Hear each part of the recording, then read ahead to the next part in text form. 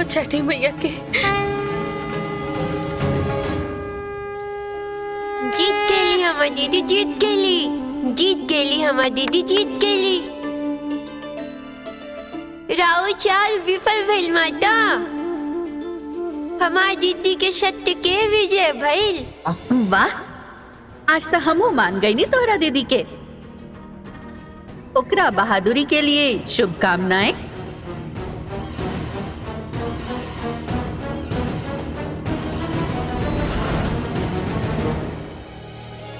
मैया, दीदी के विजय तो कृतिका माता के भी प्रसन्न कर देलस।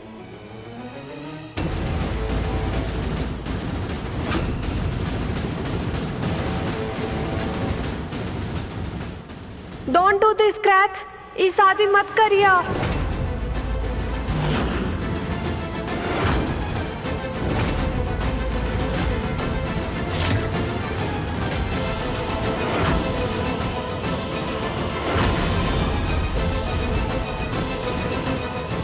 कहे कि हम मर चुकल बानी।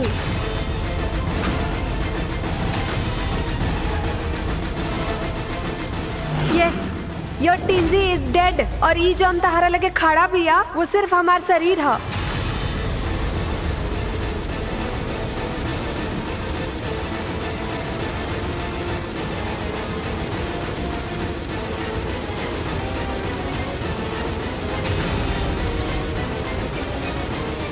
ई बुरी आत्मा ने हमरा शरीर पर कब्जा कर ले बिया क्रैच।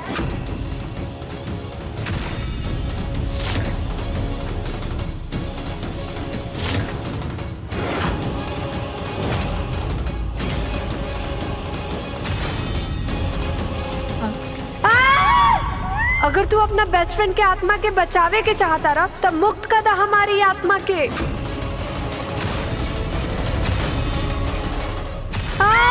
Save me क्रैच, save me please. हमरा ई शरीर के वो बुरी आत्मा से मुक्त करो।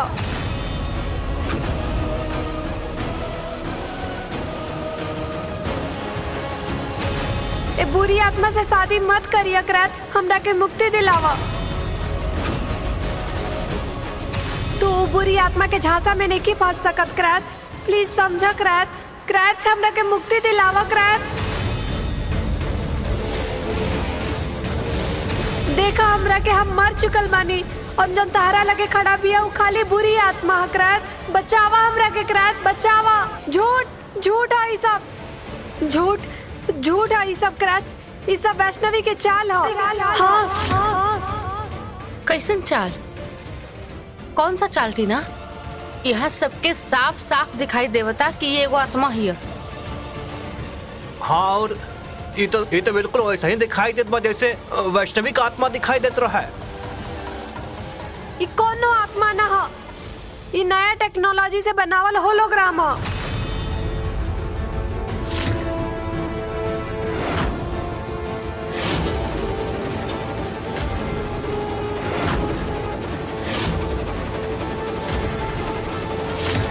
कौन सा ग्राम है? कोनो 100 ग्राम, 200 ग्राम ना कुछ फोटोग्राम। फोटोग्राम ई जौन भी है हमरा बहुत डर लगता चाची। हनुमान चालीसा लर्न कर लेता नहीं। इहे कहीं हुई वो मशीन जौन से वैष्णवी हमारा आत्मा बना के दिखाओ तारी। ठीक वैसे ही जैसे तू हमार नकली आत्मा बना के दिखाई रहू सबके।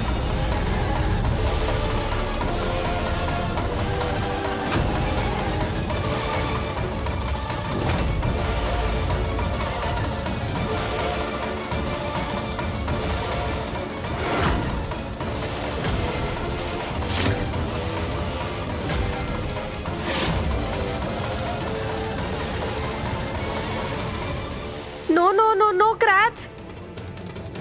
वो आत्मा वैष्णवी के असली रला, लेकिन ई वाला आत्मा नकली है। आई एम डैम श्योर ई डिवाइस ये कहीं हुई। तू का कहे के चाहता रूटीना? हम एगो गांव में सरकारी स्कूल में पढ़ल लड़की ये होलोग्राम जैसा अत्याधुनिक टेक्नोलॉजी चला सके नहीं? हाँ, हमार बिटिया तो गाय है। मंदिर में भजन कीर्तन के अलावा कुछ न कैली, कुछ जानबे न करेली। ई सब एक मिनट टीना, तू ऐसे ही कोनो टेक्नोलॉजी में इंजीनियरिंग के पढ़ाई के लिए बढ़ू ना? करण भैया ये हमरा के फंसावे के कोशिश करता रही। जस्ट ट्राई टू अंडरस्टैंड ना। वापस आ गई। तारा के हम फंसाओ तनी। हमरा शरीर पर कब्जा करके हमार बेस्ट फ्रेंड के जिंदगी बर्बाद करे के चाहता रुनु तो। I won't let you succeed। हम तारा के ना जीते दे। झूठ झूठा ही सब झूठा, सब झूठा।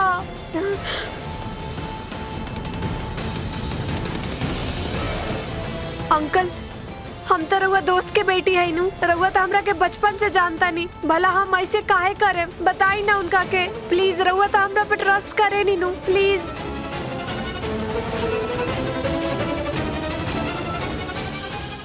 चाचा जी,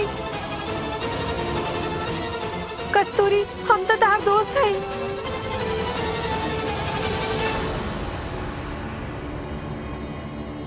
और वसी भाभी चाचा जी काम कहानी के कारण चाची दूर दूर आलतू जलालतू आई जलाल तो आई बलक के टाल तो मारी मारो बम।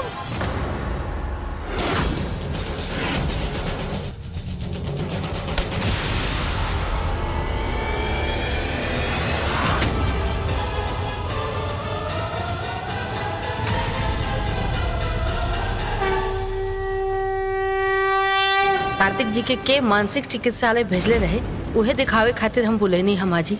ई पेन ड्राइव में ओकर चेहरा दिखल हम।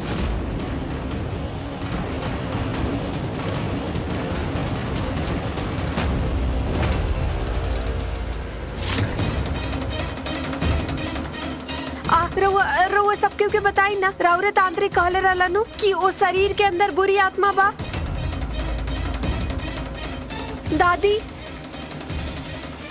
दादी रउआ गुरुजी के बुलावले रहनी नु। वो तो ये कहले रहनी कि ओकरा अंदर बुरी आत्मा बा।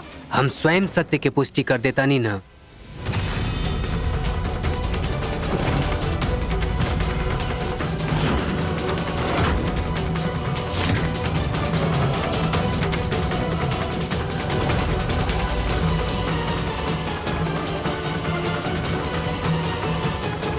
गुरुजी रउआ कहाँ चल गई रहनी है गुरुजी? ये तो रउआ सबके टीना से पूछे के चाहिए। काहे हमनी के अगुआ करेले रहली? काहे वो हमनी के कल शाम सच बोले से रोक दिले रहली?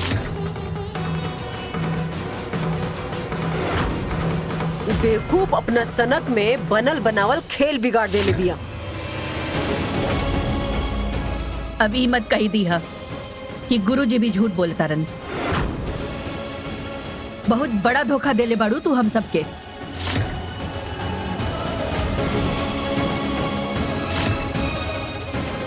इतना साल के रिश्ता के ई सिला देले बाड़ू तू। ना ना ना ना ना ना दादी ऐसा बिल्कुल नहीं खे। पक्का ये आत्मा ही गुरुजी के बस में कैले बा।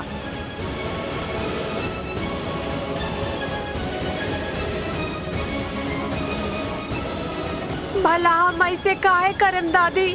हम नहीं की कैले। तो मतलब तू हमरो के भी किडनैप ना करेलू?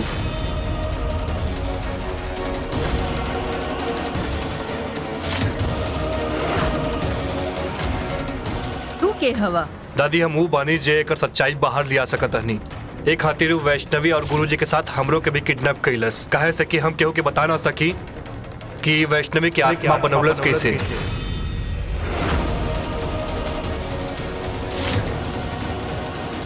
कैसे? ये मशीन की मदद से।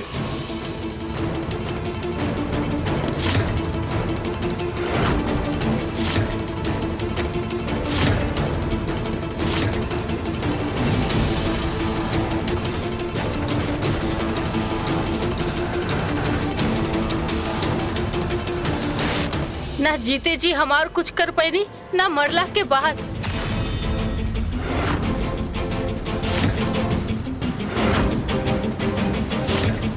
भरोसा कैले रही रउआ पे कार्तिक जी। आपन मुक्ति खातिर भीख मांगनिया।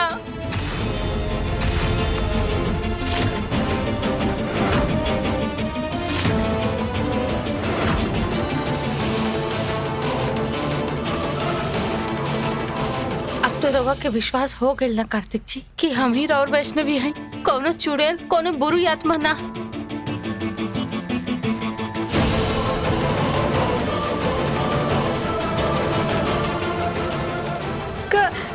क्रैच ई सब झूठा, सब झूठा। हम तो तार बचपन के दोस्त है नु क्रैच, हाय नु। हम भला इसे काहे करम क्रैच?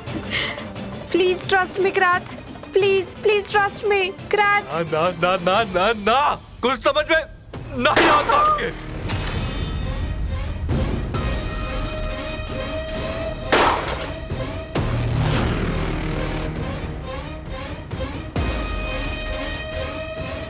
का सच बात का झूठ बात कुछ समझ में ना आवत बा हमके।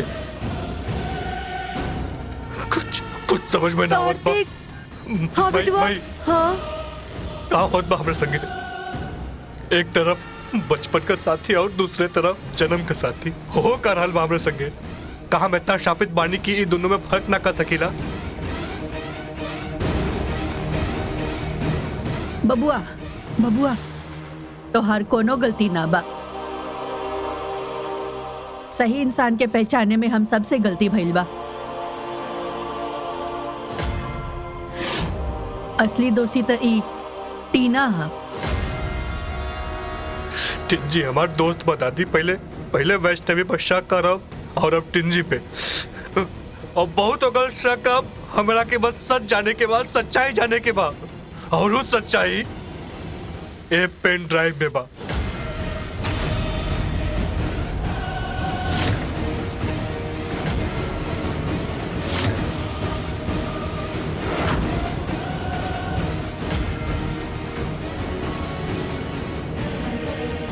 जैसे कहानी शुरू भई रहा।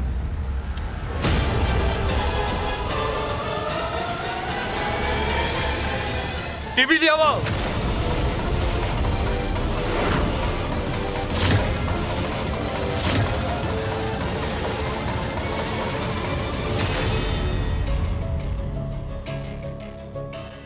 मैया हमकी तो लागत चला कृतिका माता भी हार मान ले बड़ी, फिर यहाँ काहे?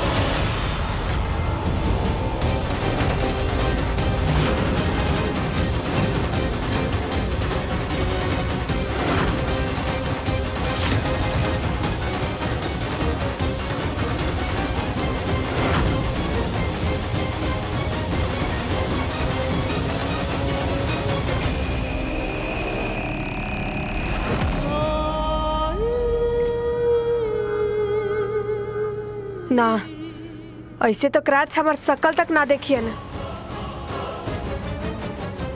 ई 2 टके की गांव वाली हमरा के हरवली, ऐसा हम होखे ना देम। अगर हम ना जीत पैनी तो एकरो के जीते ना देम।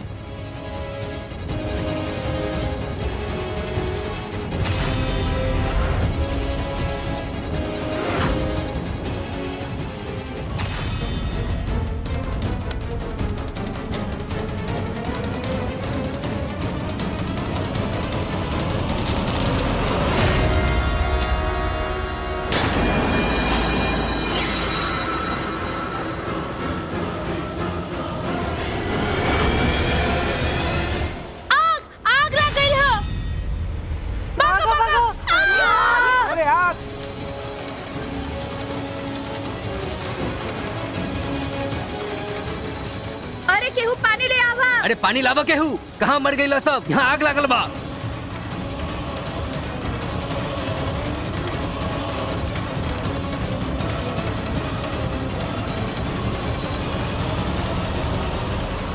अगर क्रैच हमार नहीं खन हो सकत तो तहार भी ना होइयन।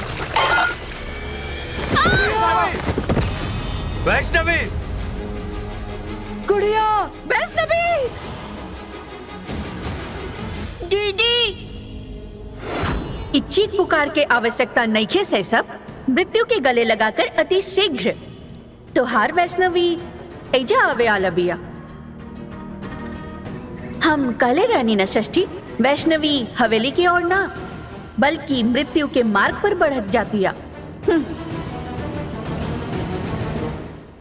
अब ओकर सत्य के भी का लाभ जब वो मृत्यु के गले लगावे आला बिया। ये हमारी दीदी के साथ अन्याय होता, राउर बेटी के साथ अन्याय होता मैया। रउआ के कुछ करे के पड़ी। एगो साधारण मनुष्य कृतिका माता जैसन देवी शक्ति से कैसे लड़ सकेली? रउआ कुछ करी, नहीं तो हम जाते दीदी की बचाए। षष्ठी एके कहल जाला विजय की पराजय भइल। वैष्णवी अरे रुका एके।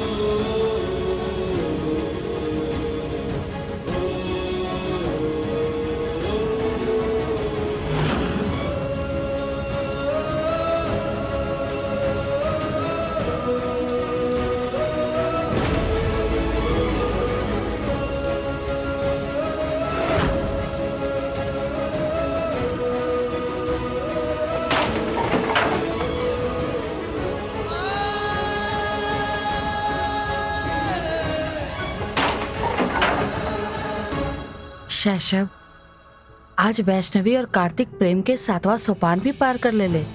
अनस्तित्व, जहाँ एक के दूसरा के बिना जीना असंभव है।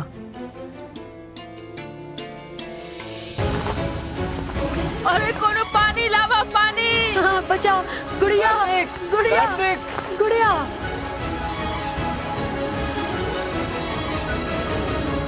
अनस्तित्व अर्थात दो आत्माओं के अनंत काल तक मिलन। अब वैष्णवी और कार्तिक जन्म जन्मांतर तक एक हो चुकल बाड़न। अब चाहे वो कोनो भी शरीर धारण करे, उनकर प्रेम अमर बनल रहे। आज वैष्णवी और कार्तिक प्रेम के पुण्यता के प्राप्त कर लेले बाड़न।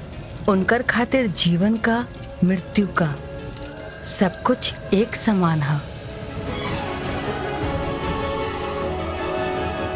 बाहर आजा बबुआ। ए वैष्णवी बाहर आजा, तो हार हाथ जोड़ता नहीं, बाहर आजा।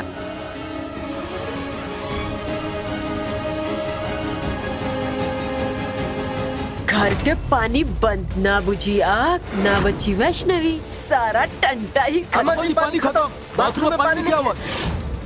अम्मा जी रसोई में भी पानी खत्म हो गल बा।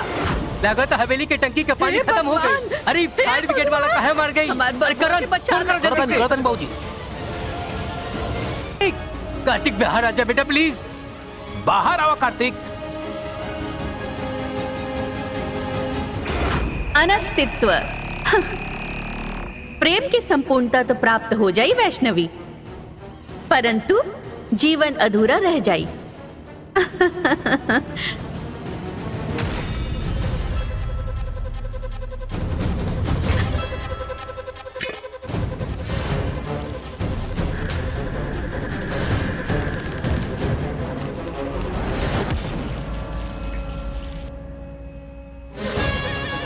टीना के साथ सामने लाके पूरा टीम अपना सेट कर ले लिया वैष्णवी। हाय मोरी भैया, कहीं हमरा भांडा भी ना फोड़ दे ये लड़की। अरे दादा रे दादा, अब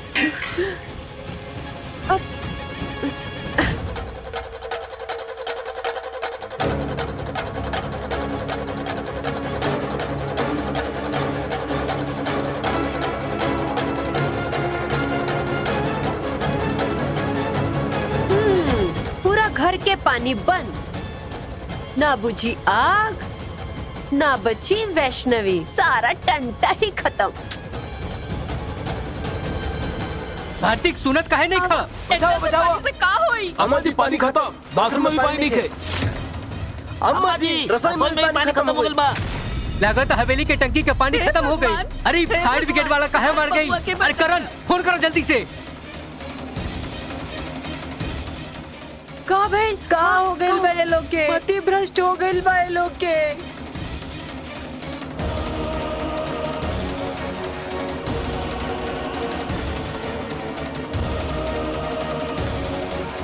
हे गणेश जी महाराज, रउआ रहते ही का होता? रक्षा करी प्रभु, रक्षा करी।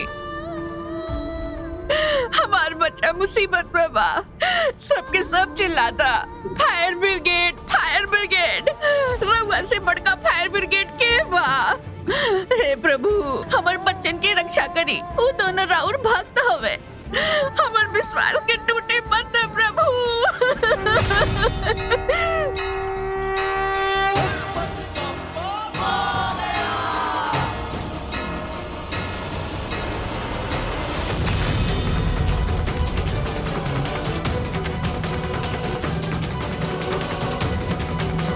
चलो जौनो होखो, आज ये लोग प्रेम के साथे साथे ये लोग के द एंड पक्का बा।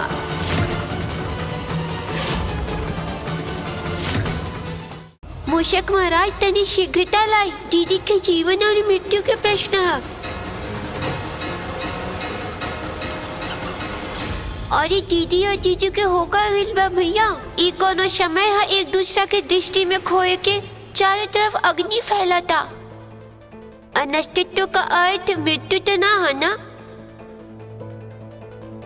फिर ये दोनों जानी बाहर काहे निकलो आवाज? काहे कि वो दोनों खातिर ई अग्नि ऊ वीरा के अग्नि के समक्ष कुछ भी ना है शैशव, जेकरा वो अब तक सहन करत आ रहल बारन। इनकर प्रेम ऊ नदी के प्रवाह के तरह, जेकरा दुष्ट अपन षड्यंत्र के बाण से रोकले रहले। अब ऊ बाण टूट चुकल बा और अब ई प्रेम पूरा वेग से बही। अग्नि पूरा वेग से बढ़ता मैया, रउआ ये लोग के सचेत करी, नहीं तो भस्म हो जाए लो।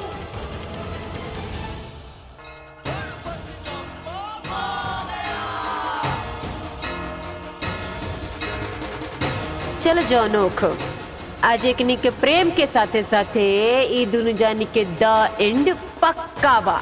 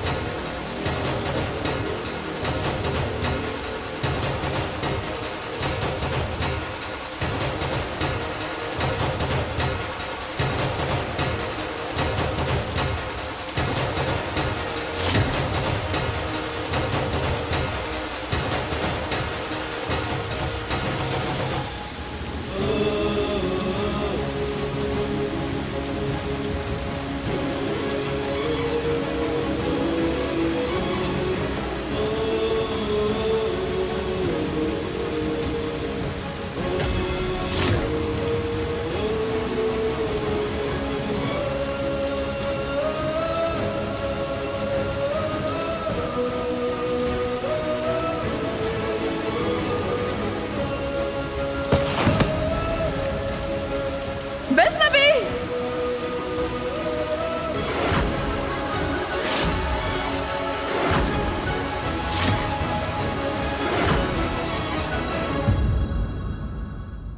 एक कठपुतली के कमान तो दवा दे दे के अपने हाथ में ले वही के पड़ी, नहीं तो टीना के बाद अगला नंबर हमरे लागी। आज तो ओवरडोज करके करा के जड़ बुद्धि बना के रहे।